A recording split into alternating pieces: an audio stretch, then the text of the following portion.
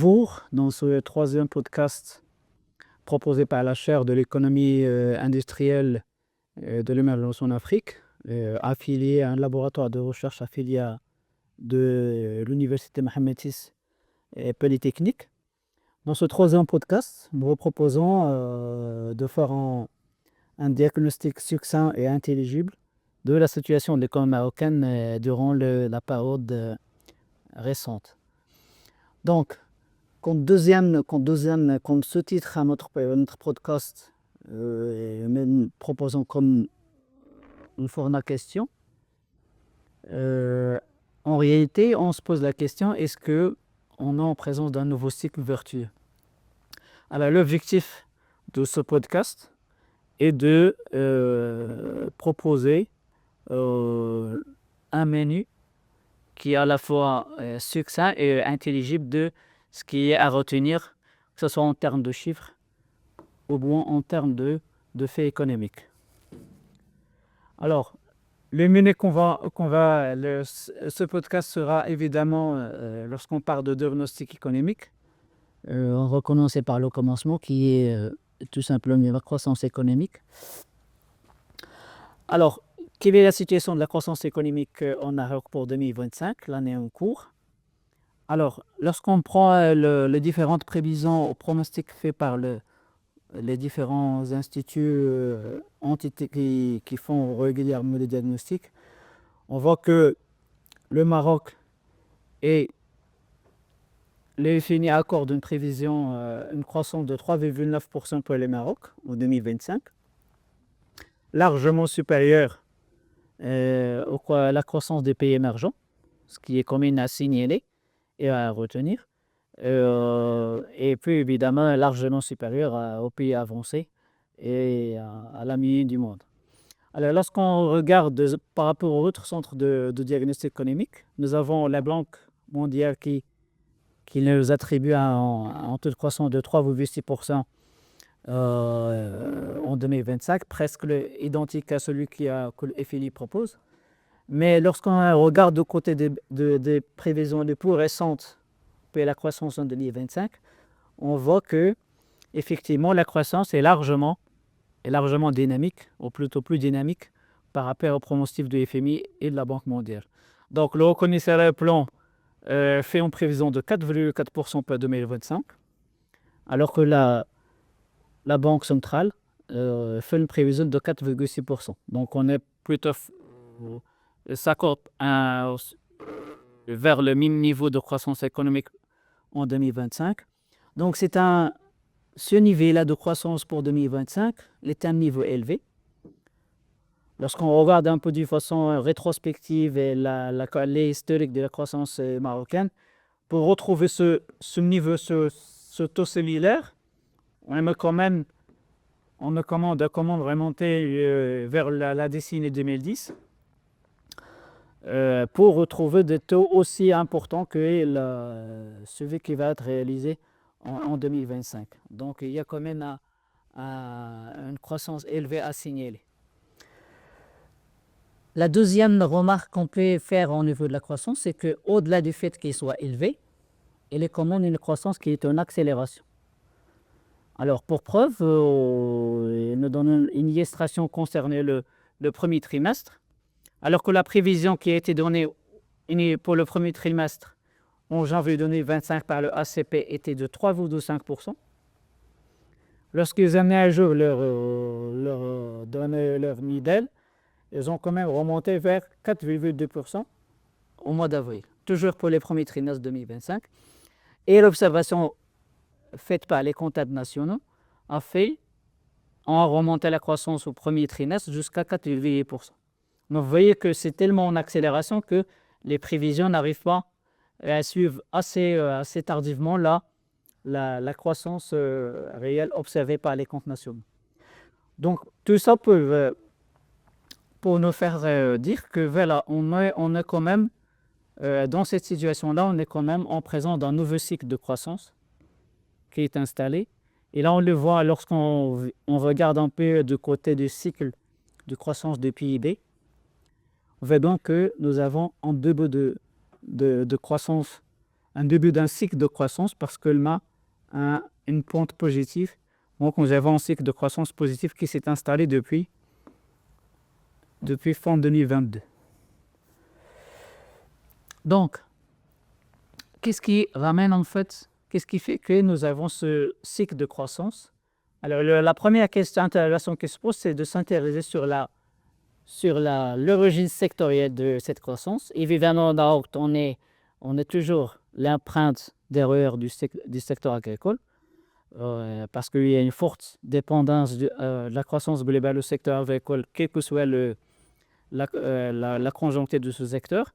Mais aussi, c'est là le point particulier de cette année, c'est qu'il y a d'autres secteurs qui se distinguent dans leur contribution à la croissance globale de 2025. Nous avons le premier à signaler, c'est le secteur de la construction, avec justement une vraie conjoncture, avec des rythmes très importants de croissance qui sont observés. Nous avons sur le deuxième moteur de croissance sectorielle et les activités d'hébergement et de restauration, c'est-à-dire le tourisme. Et puis nous avons tout ce qui est en relation avec les activités financières et d'assurance, avec, comme vous voyez ici, une pente dynamique et positive, la croissance de ce secteur. Donc ça, c'est les quatre secteurs avec l'agriculture qui ont été à l'origine de cette croissance économique boostée en 2025. Maintenant, la croissance économique de 2025 a aussi une autre particularité, et de ces origines sectorielles, c'est lorsqu'on s'intéresse justement au contexte international du Maroc, on va dégager cette caractéristique. Alors, évidemment, lorsqu'on sait que le contexte international actuel est caractérisé par une grande adversité, que ce soit en termes de conflits géopolitiques, que ce soit en termes de montées extrêmes sur le plan des politiques, tout ça débouche justement sur une incertitude très, très élevée, qui est très nerveuse pour la machine économique. Deuxième remarque à signaler dans ce sens-là, c'est que dans ce contexte-là, c'est bien que le Maroc est une économie très ouverte. Et tout le modèle économique du Maroc est basé justement sur l'insertion du Maroc dans les chaînes de valeur mondiales. Donc rien que ces deux remarques font que le Maroc, normalement, devait être impacté de cette grande adversité du niveau international parce que justement, son modèle économique est basé là-dedans. Donc, et c'est là, en fait, toute la croissance économique récente a son grand mérite, c'est que malgré cette conjoncture internationale qui est très défavorable, nous avons quand même une croissance économique dynamique, ce qui nous fait dire que le ressort de la croissance économique au Maroc sont des ressources internes. Donc la croissance se manque justement à partir des éléments internes, non pas externes. On voit ça sur le graphique là qui décompose la budget de la croissance récente par ROJ, alors qu'on voyait que c'est toujours la dynamique qui vient de la demande intérieure, contrairement à la demande extérieure qui tire un peu vers le bas. Donc c'est un deuxième mérite de cette croissance, au-delà du fait qu'elle est positive et en accélération, elle est quand même basée sur des ressorts internes par rapport à d'autres situations auparavant. Lorsqu'on voit d'un point de vue demande et de ces ressorts internes, on comprend très rapidement et très facilement que le moteur d'investissement qui est le plus aligné pour un peu soutenir cette croissance. Et là, le ajustement durant la dynamique de l'investissement en formation brute de capital. On voit bien que durant le 6 derniers trimestres, nous avons une dynamique très soutenue et positive de l'investissement. Et lorsqu'on parle d'investissement, c'est beaucoup plus en infrastructure, on verra par la suite pourquoi, qui est ce ressort interne de la croissance. Alors, lorsqu'on parle de ressort interne, on fait directement le lien avec les secteurs des produits non échangeables, qui sont donc qui tirent donc plus la croissance vers le haut. Et justement, et dans cette catégorie-là, c'est les secteurs que nous avons vus tout à l'heure au niveau de la construction et certains services financiers.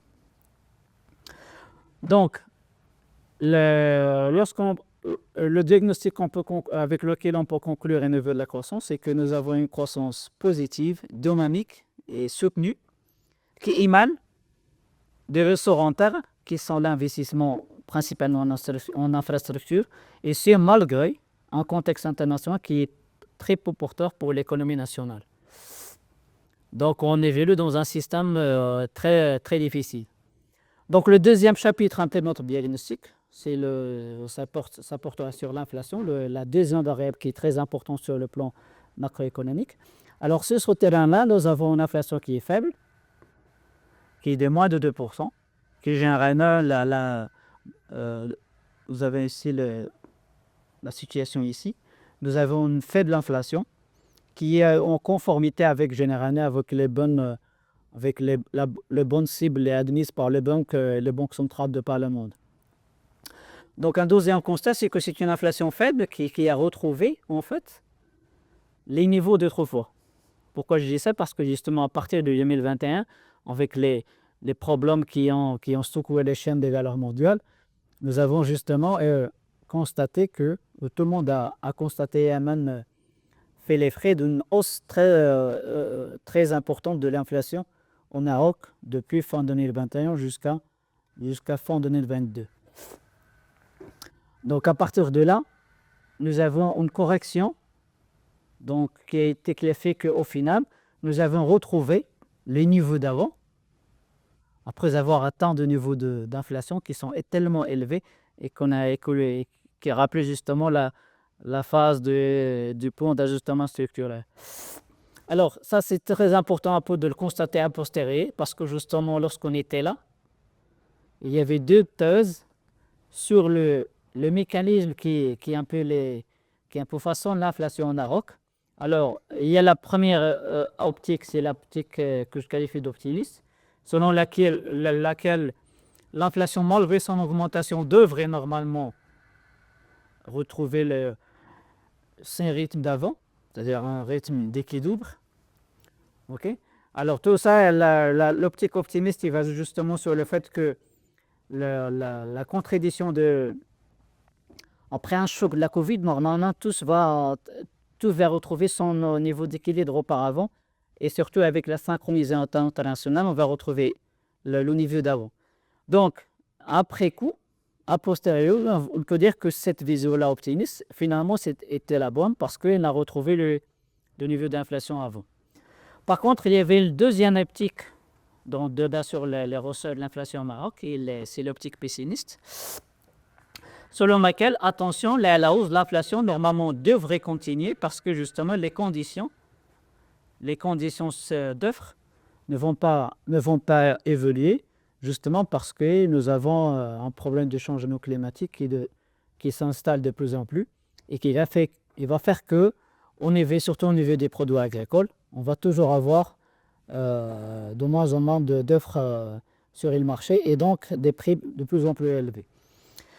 Donc, selon la deuxième optique pessimiste, c'est beaucoup plus une vision en un sens de long terme, qui est toujours d'actualité, et c'est beaucoup plus une vision, à mon avis, une optique qui convient avec les niveaux, lorsqu'on analyse des niveaux et non le taux d'inflation.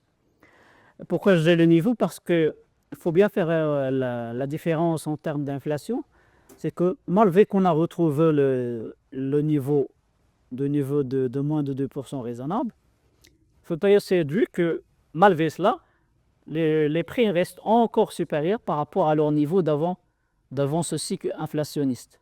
Donc si on compare les prix maintenant par rapport au niveau des prix en 2021-2020, on a toujours l'accumulation de l'inflation qui s'est installée, donc nous avons toujours des prix élevés. Alors tout ça va induire une érosion du pouvoir d'achat de nos ménages. Et puis, est-ce que la question qui reste à se poser lorsqu'on regarde du côté de l'inflation est de voir est-ce que cette cette baisse du pouvoir d'achat a été justement contrebalancée par la hausse des salaires depuis le début du cycle inflationniste. Lorsqu'on regarde du côté des statistiques et des résultats, on regarde que du côté du SMIC, qui est le salaire en termes officiels au Maroc, nous avons en termes nominal en bleu, et nous avons nous avons ici plusieurs augmentations. La dernière a eu justement en fin 2024. Donc il y a un effort de régularisation salariale, mais est-ce que cela a contribué quand même à contrebalancer la hausse des prix? Lorsqu'on regarde le salaire horaire en termes réels, on constate que globalement le taux de salaire, le SMIC réel, reste globalement stable. Ça, donc, il y a une récompensation du pouvoir d'achat au niveau du SMIC, mais en même temps, le côté négatif, c'est que ces salaires n'ont pas quand même évolué depuis 2015. Donc, il y a quand même des efforts à faire sur ce point-là. La même chose ici, nous voyons que la dynamique des salaires moyens en termes nominal est plus forte, alors que on voit ici l'érosion qui a été due au cycle inflationniste, le dernier cycle inflationniste. Alors après le chômage, après l'inflation, le troisième chapitre d'autres diagnostics va porter justement sur la troisième variable très importante au niveau macroéconomique. Et là, il y a peu de débat à faire, c'est que la situation sur le marché du travail est peu réalisante, parce que nous avons au premier trimestre 2025 un niveau du chômage de 13%, un niveau extrêmement élevé, malgré la création de 280 000 emplois nets sur une année. Ce taux de 13% déjà élevé cache encore de niveaux très élevés, encore plus élevés en termes lorsqu'on considère les jeunes, et lorsqu'on se concentre sur les diplômés. Donc nous avons un taux de chômage de 38% pour les jeunes, qui est très, très remarqué, très élevé, et puis pour les diplômés. Alors, lorsqu'on regarde d'une façon rétrospective sur leur période, on voit bien que avec ce taux de 13%, nous avons un peu perdu l'ensemble des efforts que nous avons faits depuis les années 2000. Donc il y a quand même des efforts qui ont été consentis, mais que nous avons perdu dans la dernière partie du cycle. Et puis nous avons aussi constaté une autre chose sur l'historique du taux de chômage, c'est que le choc de la Covid a fait que la situation a réellement été exacerbée par le choc de la Covid. Et à partir de là, le marché du travail n'a jamais réussi à récupérer des emplois perdus après le choc Covid.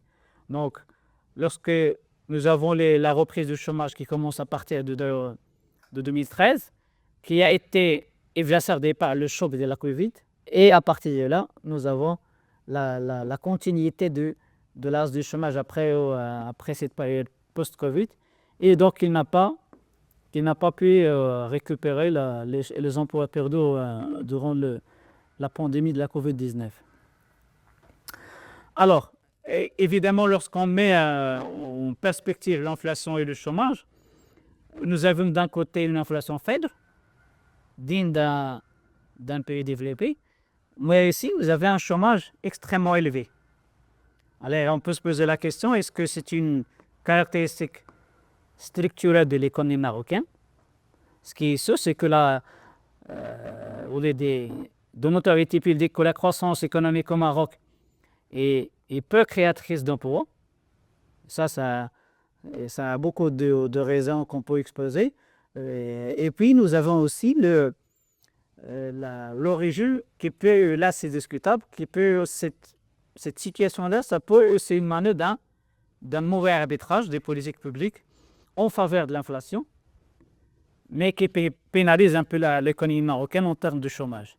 Alors, quand tout se vend en économie, il n'y a pas une seule région, mais c'est toujours des raisons qui font que nous avons une faiblesse d'inflation et un chômage élevé.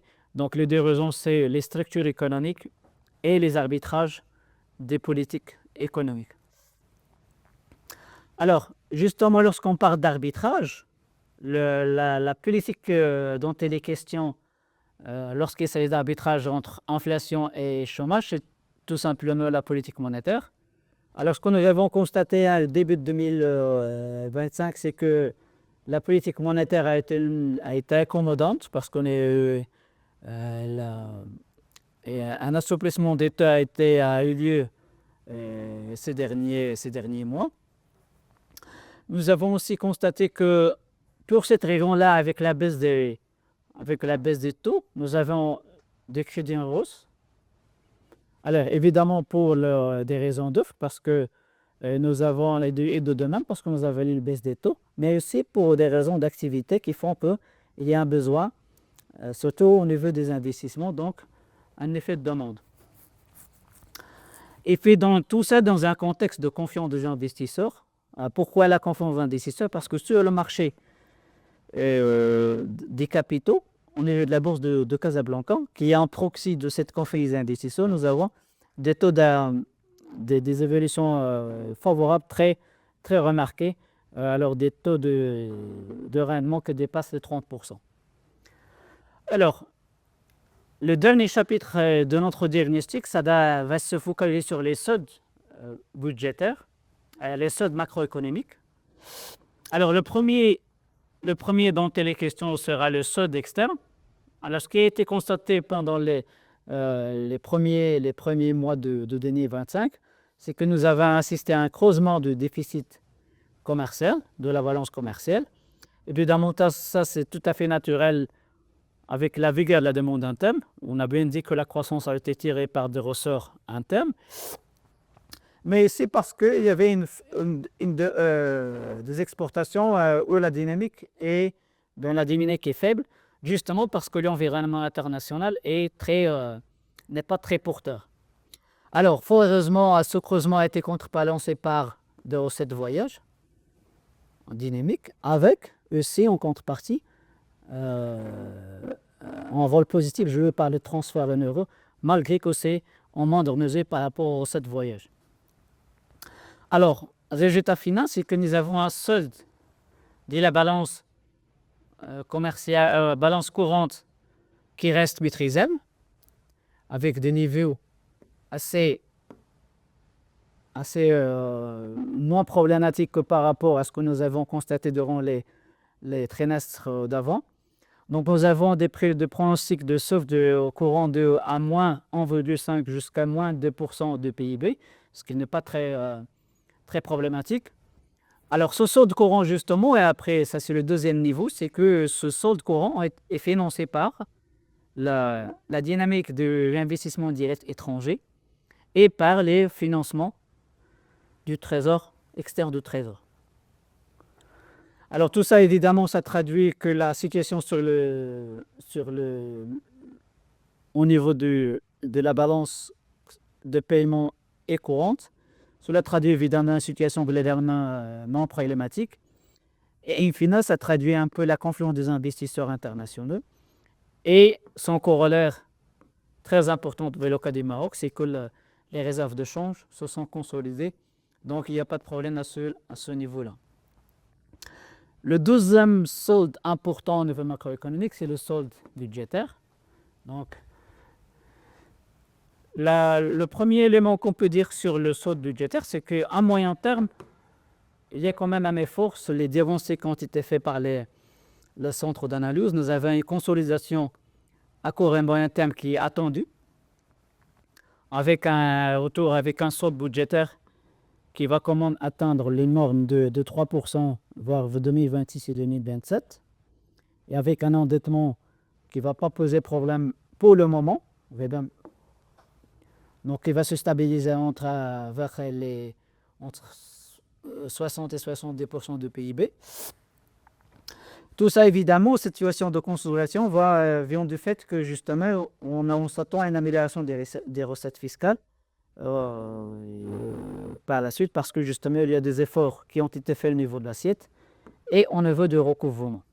Ça, c'est en moyen terme. Donc, les pronostics sur le moyen terme sont plutôt favorables. Donc, on converge vers une situation consolidée. Mais quand même, il y a des points de vigilance qu'il faut bien noter au niveau de ceux budgétaires, surtout sur le déroulement de la politique budgétaire au niveau des premiers mois de 2025. Parce que déjà, durant les premiers mois de 2025, nous avons constaté un creusement des indicateurs budgétaires. Nous avons d'un côté un déficit budgétaire qui est passé à 17,5 milliards de dirhams par rapport à une situation l'année dernière qui était seulement 6 milliards de dirhams. Le besoin des financements global du Trésor est passé à 33,2% contre seulement 10,2% milliards de dirhams, ce qui fait que voilà, on constate déjà qu'il y a une, je ne dirais pas une explosion, mais une hausse très très caractérisée des indicateurs budgétaires. Tout ça parce qu'il y a un fort effort d'investissement. Donc, les dépenses d'investissement ont augmenté de 16,6%. Et encore, les charges de personnel qui ont augmenté de 26%, justement parce que suite aux conséquences du dialogue social. Donc, il y a une explosion du côté des dépenses, mais heureusement qu'il y a une hausse importante aussi des recettes fiscales.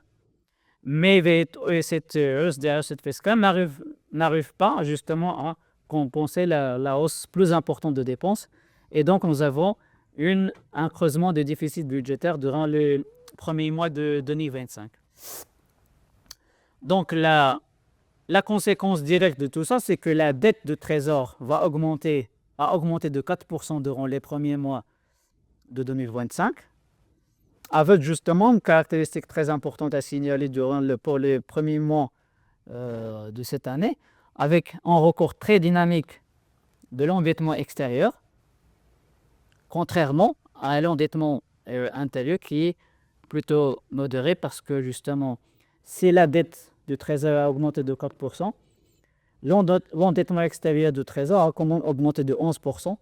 Et l'endettement intérieur de 2%. Et ça, c'est ce qu'on constate ici justement sur ce graphique. Nous avons plutôt un changement de paradigme à partir de 2023 vers une préférence vers le financement externe des déficits budgétaires, contrairement aux années précédentes où c'est le marché intérieur qui était préféré au marché externe. Donc ça montre un peu et ça aussi, ça a alimenté aussi ce que nous avons vu dans les slides précédents. Ça a alimenté justement le compte financier de la balance des paiements. Donc, à plus long terme, parmi les points de vigilance qu'il faut aussi ajouter, c'est qu'à plus long terme, la dette publique contient quand même un contingent de risques qui est loué aux entreprises et aux établissements publics. Parce que justement, il s'agit d'établissements dont l'endettement est garanti par l'État. Et donc, cet endettement est basé justement sur la solvabilité des business models de certaines entreprises et établissements publics qui constitueraient peut-être, à défaut de solvabilité, un risque pour l'endettement public. Donc, dans tout cela, qu'est-ce qu'on peut proposer comme synthèse de ce diagnostic rapide? Alors, le rapport que nous avons mis en exergue, c'est qu'il y a un nouveau cycle de croissance qui a été observé depuis 2 ans. Donc, c'est un cycle qui émane un peu de l'investissement, et c'est pour cela qu'on l'a qualifié d'un cycle d'investissement. Alors, c'est un investissement qui est essentiellement en infrastructure. Donc, le reste de la commande publique est primaire dans ce cadre. Et la demande publique ici, justement, c'est lié aux préparations de Narok pour l'organisation de manifestations sportives à échéance de 2025 jusqu'à 2030. Donc, lorsqu'on parle d'un cycle d'investissement, donc c'est un choc d'offres caractérisé, contrairement à un choc de demande. Donc le choc d'investissement que nous avons constaté ces derniers trimestres, c'est un choc d'offres lié à l'investissement dans le secteur des infrastructures, donc le secteur des travaux publics. Pourquoi ce n'est pas un choc de demande? Parce que justement, lorsqu'on regarde du côté de l'immobilier, c'est un secteur qui reste quand même plutôt atone par rapport à la dynamique des travaux publics. Pourquoi? Parce que justement, lorsqu'on regarde les transactions immobilières, et les chiffres publiés, nous avons moins 15% des transactions immobilières qui a été enregistrées durant le premier trimestre de 2025. Donc nous avons un flux d'échanges qui baisse significativement, et c'est pour ça que la hausse du secteur du bâtiment de la construction est beaucoup plus en choc d'offres originaire de la commande publique. Et c'est justement donc les 15%, et c'est justement ces 15% malgré les programmes d'aide directe aux logements qui ont été instaurés depuis 2024. Donc à peine on imagine que sans ce programme, la baisse serait plus importante. Donc c'est un cycle d'investissement, en y venant plus en détail, nous pouvons le qualifier définitivement par un cycle d'investissement public, parce qu'il ne s'agit pas d'un investissement privé, mais c'est d'un investissement public en infrastructure, pour justement préparer le Maroc à des échéances sportives. Donc c'est un cycle exogène, parce que ça n'émane pas de la machine économique et globale dans son fonctionnement régulier. Donc c'est un choc et c'est un cycle exogène. Heureusement, c'est un choc, c'est un cycle qui va toucher un secteur qui dispose généralement d'un effet multiplicateur élevé, qui est le bâtiment, et ça c'est connu. Donc ça peut impacter aussi d'autres secteurs par la suite. C'est un cycle qui a aussi une particularité importante à signaler, c'est un cycle que j'ai appelé à terme, parce que étant donné que ça coïncide avec des échéances de préparation de manifestations, on connaît quand même son horizon. Donc ça se pose la question, lorsqu'on connaît l'horizon, il faut quand même que le pouvoir public réfléchisse, peut-être pas maintenant, mais par la suite, à comment gérer l'atterrissage de ce cycle de croissance. Il ne faut pas que ce soit un atterrissage dur et rapide, pour que ça ne casse pas un peu la machine et induise l'économie en une phase d'investissement importante. Donc il faut que la fin du cycle soit gérée de façon appropriée par les pouvoirs publics. Donc ce cycle de croissance intervient dans un contexte macroéconomique mitigé. Alors il est à la fois stable, mais contient des éléments de risque. Donc le premier élément de ce contexte macroéconomique, c'est que nous avons une inflation faible et maîtrisée. Donc sur ce point-là, il n'y a pas de problème qui se pose. Au niveau de déficit, nous avons pour des moments et à moyen terme des pronostics de déficit maîtrisé, mais quand même ce que nous avons vu au niveau de l'exercice 2025, le premier mois, nous avons quand même des pressions importantes au niveau du financement qui se pose. S'ajoute à cela, c'est ce cadre macroéconomique mitigé, s'ajoute à un marché de travail qui est dans une situation difficile. Et voilà, le marché de travail, ça pose énormément de problèmes à Maroc. Nous avons aussi constaté une faible dynamique des salaires réels, surtout sur longue période. Alors tout ça, à notre sens, risque de poser des problèmes de vulnérabilité et aggraver les inégalités, surtout lorsqu'on compare les grandes entreprises avec les petites entreprises.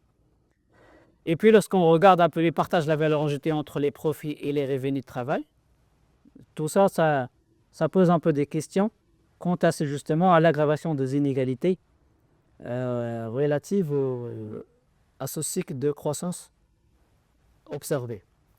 Donc là, ici je reviens au sous-titre de la présentation. Est-ce que justement le cycle économique favorable qui a été identifié, est-ce qu'on peut le considérer comme un cycle vertueux? Donc ce qui est sûr, c'est que c'est un cycle positif et prometteur, mais qui est vertueux qu'à condition. Donc la condition suffisante risque de ne pas être respectée. La première, c'est qu'il faut que le mécanisme de ruissellement fonctionne. Donc il faut que ceci génère des employés supplémentaires. Il faut aussi que ça génère un partage équitable en termes de revenus d'activité. Donc, il faut que ce choc d'offres qui a été identifié un choc d'offres d'investissement public doit quand même se transformer, pour qu'il soit vertueux, doit se transformer en un choc de demande. Alors nous avons quelque part des éléments positifs que cette transformation peut se faire, mais à quelle mesure? Dans quelle mesure? Pourquoi ça devrait se faire dans un élément? Parce que justement le secteur de l'infrastructure est un secteur avec un multiplicateur important de production. Mais il faut quand même que ce choc d'offres soit traduit par un effet important de demande et qui va un peu avoir des effets retours sur l'ensemble de la machine économique. Et puis, il faut aussi que ça ne s'accompagne pas par une dégradation des finances publiques et de l'endettement, parce que justement, si les situations sur le marché, sur les équilibres et les soldes budgétaires se dégradent, alors ça va quand même constituer un contre-choc pour les années à venir, et ce que nous n'espérons pas. Alors, ça, c'est un peu les éléments que nous proposons comme les plus essentiels à retenir. Évidemment, pour ceux qui s'intéressent à plus de détails, il y a d'autres publications, d'autres institutions auxquelles vous pouvez piocher d'autres détails, que ce soit au niveau interlocal ou au niveau international. Mais aussi, la chaire va proposer d'autres justement podcasts pour davantage comprendre la situation de l'économie marocaine, que ce soit en termes de marché de travail, que ce soit sur autres chapitres. Donc tout ça. Et puis, à partir de là, ce podcast se termine avec ces éléments de conclusion. J'espère que ça a été succinct et suffisamment intelligible pour comprendre ce qui se passe, surtout avec ce flux d'informations économiques et de chiffres qui est régulièrement observé sur la scène médiatique. Donc, j'espère que cela aidera à voir les éléments essentiels quant à la situation économique du Maroc. Évidemment, si vous avez des remarques, des éléments en jeté ou des questions, vous pouvez le faire sur le niveau des commentaires et on sera ravis de discuter, de compléter et continuer le débat sur ces éléments, sur ces questions-là. Voilà, donc ce podcast est terminé. Au prochain podcast. Si ça vous a semblé intéressant, partagez-les. À la prochaine. Donc. Merci à vous.